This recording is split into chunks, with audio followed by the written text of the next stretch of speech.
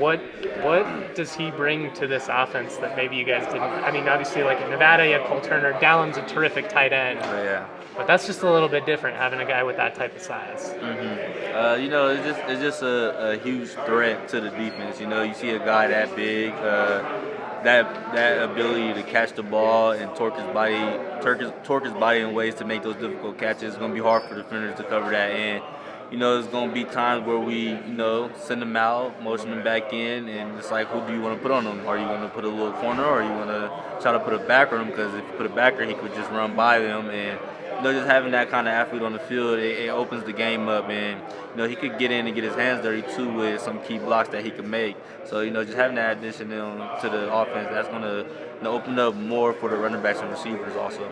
Saw you score on about a 60-yard bomb to open things up. Was that the call, or was that a check? Because it looked like he gave you a little hand signal there. Yeah, it was a check. We was in a run. It was like 3rd and short, and Brayden knew that it was going to be pressure coming, so he saw the corner press kind of hard, and he was like, we're just gonna run by him and get the easy touchdown. And we don't usually try to check it a lot because we try to work our techniques and stuff. But it's a scrimmage, so why not? So we let it air out, and Norvell can't be mad if we put 6 on the board. So that's what he said. He's like, we were trying to work on some stuff, but I can't argue with the result. It was a couple plays where it should have been touchdowns, but we kind of gave ourselves up so we could just get extra work and just more plays in. So it's nice.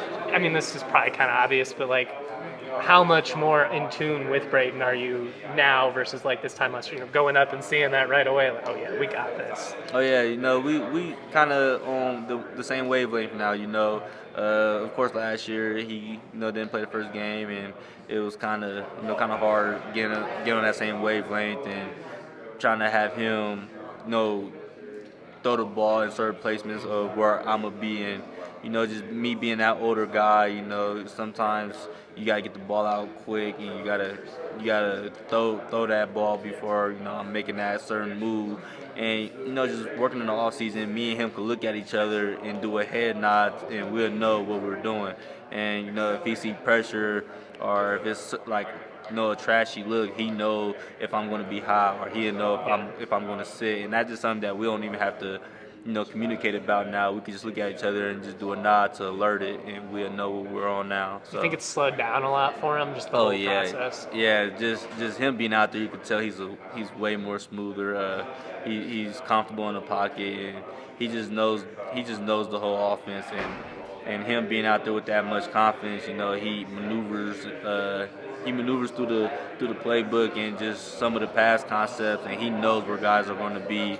And when there's some trickery in the defense, he knows what his go-to is, and he knows what to check in and what to check out, and that's just a big jump for him. And just being that smarter person on the field, we know he's going to win us a lot of games. And we asked you a little bit about him in Vegas, but just like seeing Armani Winfield out there, like, it's kind of like you got 2 Tory Hortons out there now. Yeah. Like, do you feel like it's going to take some pressure off you?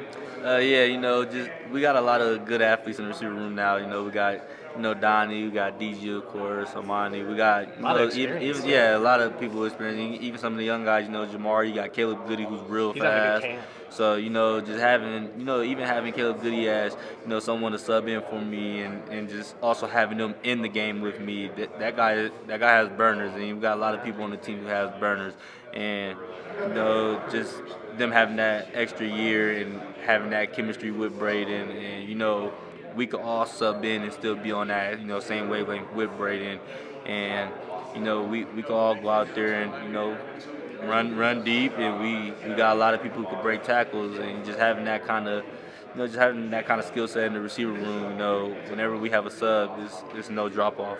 I know you're pretty busy with camp and everything, but you had an opportunity to play the college football game at all? Is it weird? Oh man, I played it quite a bit when it first came out, but I actually been off for a minute since camp started, so I can't even lie. But yeah, I played at CSU. I think the first game I got on, and I took a dub. I ain't gonna say against who, It wasn't on this team. Yeah. It was on a different team. I ain't Okay. gonna say who. Yeah, but I'm gonna keep his name out of it because he probably gonna be mad if I air him out. But yeah, we played and I used Colorado State and You I had the good? ball. Oh, I feel like I'm good. You Yeah. can ask people on the team, and if they say I'm not, it's probably because I beat them. So. That's how haters be. I think I'm undefeated right now. Nah, I'm not undefeated. How did it feel like? I mean, just from your perspective, like, does the offense kind of feel like somewhat realistic? Like, yeah, like this is how we attack people. Oh yeah, in today's scrimmage, we had the ones going and we were scoring really quick, and that just goes to show like the amount of time and effort and just that mental we put in the off season, just making sure we had those quick hitters and everybody was on that same cue and wavelength. That's how it's supposed to be and that's how it's supposed to look. Feels like the pace is different. Yeah. Like you're just up the field, man, efficient. Like Brayden, obviously some of that's probably Brayden's experience, but man, it seems like you guys are very sure of yourselves. Yeah, I mean, that's a good thing, not as Yeah, it's something that we all worked on, and in today's scrimmage, it's quite a bit of us who scored, and we didn't really even celebrate, because that's the mindset we had of that's what we're supposed to do, and it's times where we do celebrate just to hype each other up, but those times is like. Those plays are there, and we see those plays on film, and it's like there's no point for that. That's what we're supposed to do. It's not a shocker. It shouldn't be it shouldn't be an excitement of something that you're supposed to do as your job. And seeing that happen, and us going out there and executing. We'll talk about it in the film room, but on the field, that's what we're supposed to do. And let's keep our foot on the gas because our whole mindset this year is finish, not just one play, and we rest off. Appreciate you. You learned most from last year, and how are you seeing them translate for you this year? Experiences that I learned most from last year. I think just those pivotal moments, certain pivotal moments. I mean, like one that specifically comes to mind for me is the Utah State game. We went up early, and then as kind of, I can say, a young, unexperienced kid, I kind of relaxed a little bit, got a little too comfortable. It's like, 17-0 in the first 10 minutes. We're good. Like, just play calm, be smart, we'll be fine. And then all of a sudden I look up and we're losing.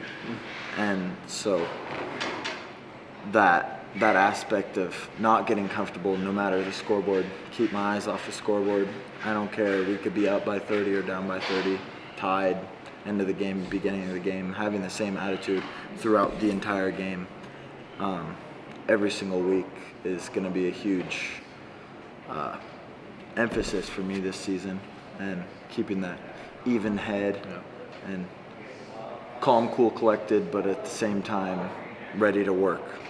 How do you find that balance of being calm, cool, collected, and being the aggressive quarterback that you are by nature?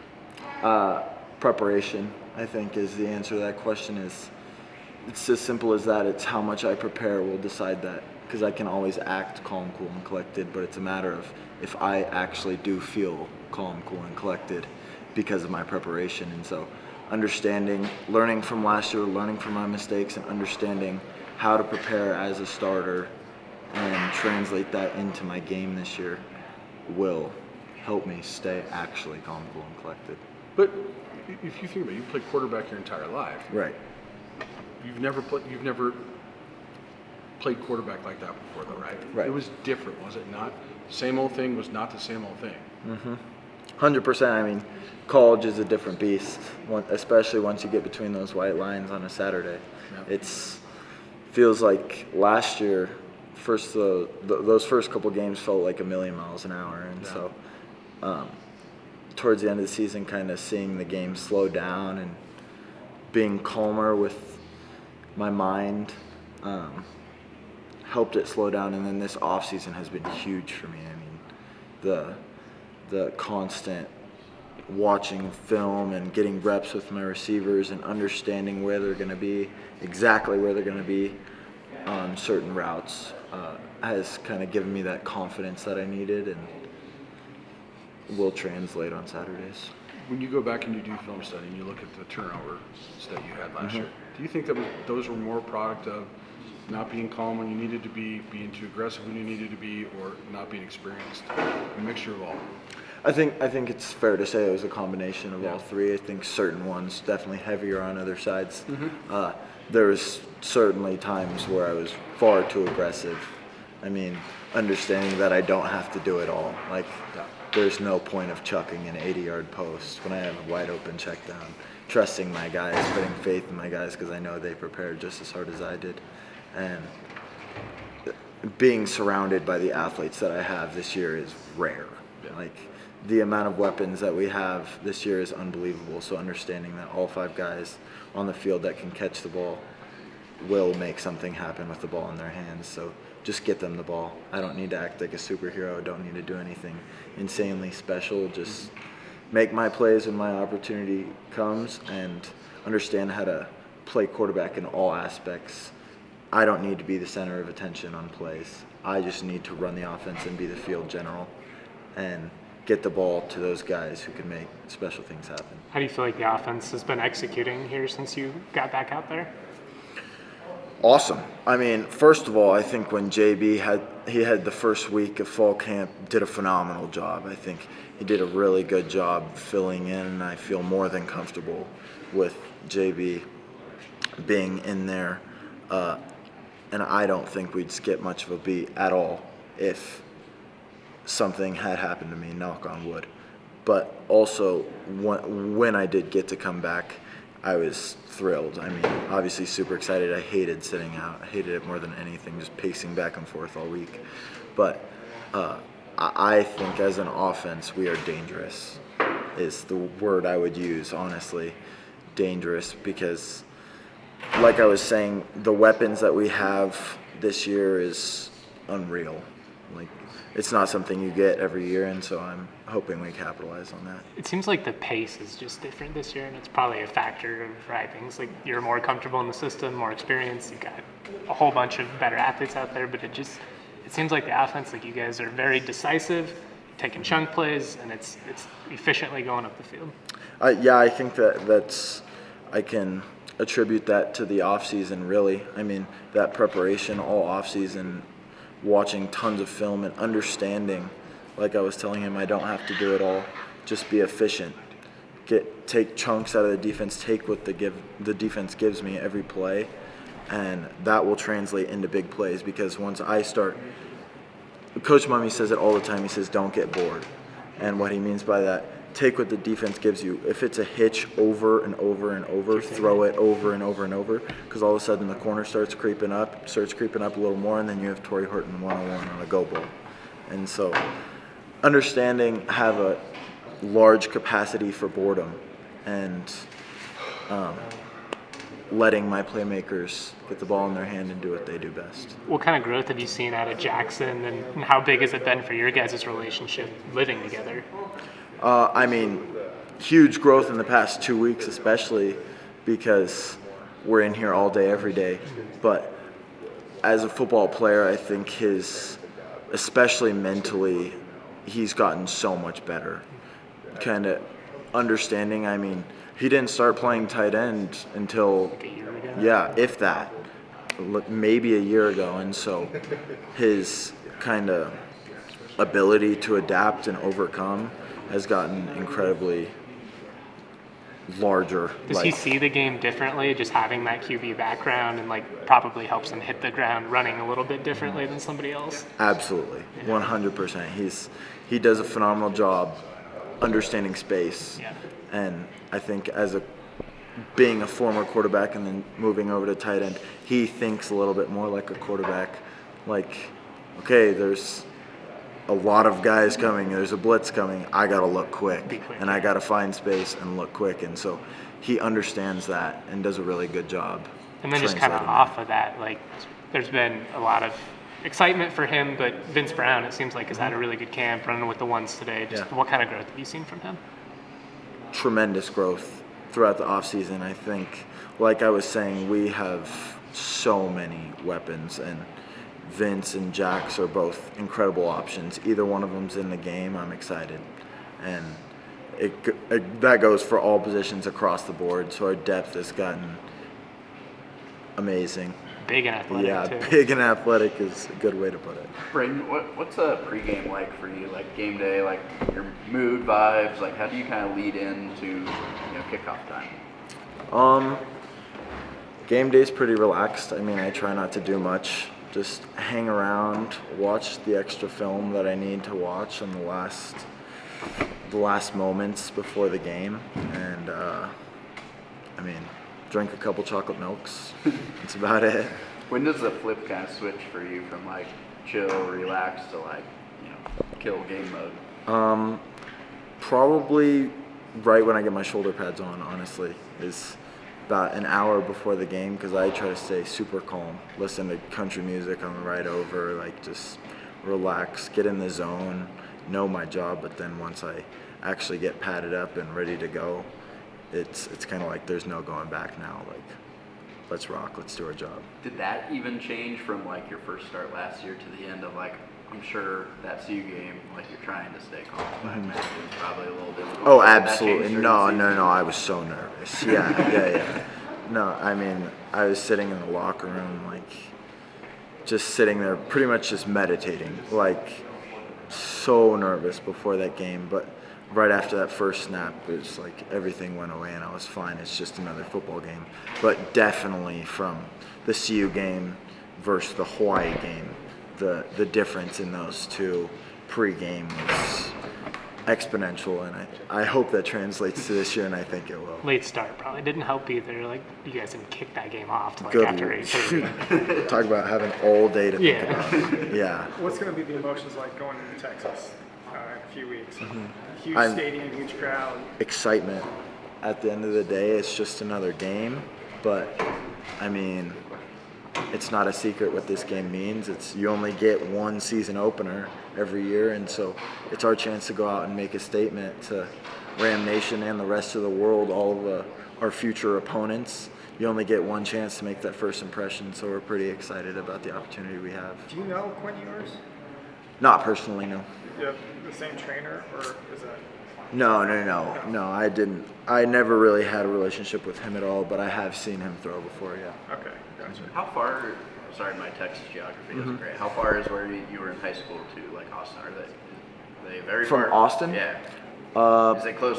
It's about 4 hours. Okay, so not. Yeah. Sorry, Yeah. I just, No, you're my good. Texas geography is not great. Austin is like It's a big South freaking Central, and I was up north. Okay. I was talking with Donovan and Armani. They're also Dallas area guys. They're same thing. And then Dylan's a Houston guy, so it's like it's still kind of far for all of us. Yeah, it's all in the middle. But just for you, I mean, the CU game, how similar did it feel to maybe your first year at Lado and just kind of getting thrown? I mean, that's such a unique situation you kind of got thrown into with COVID and having to move so you can continue playing and pursuing this dream of getting to college. I mean, how unique was it compared to last year where you're both situations, you're kind of getting thrown into the fire and asked to play in a big game right away for a team with high expectations? Right.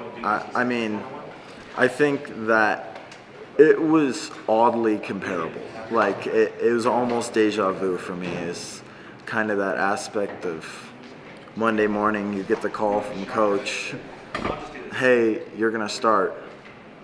Shit. Like, all right, let's go. Like, why not? And that, it's funny you say that. There was some major deja vu going on, but I think that kind of helped me in an aspect, knowing that I'd been there before.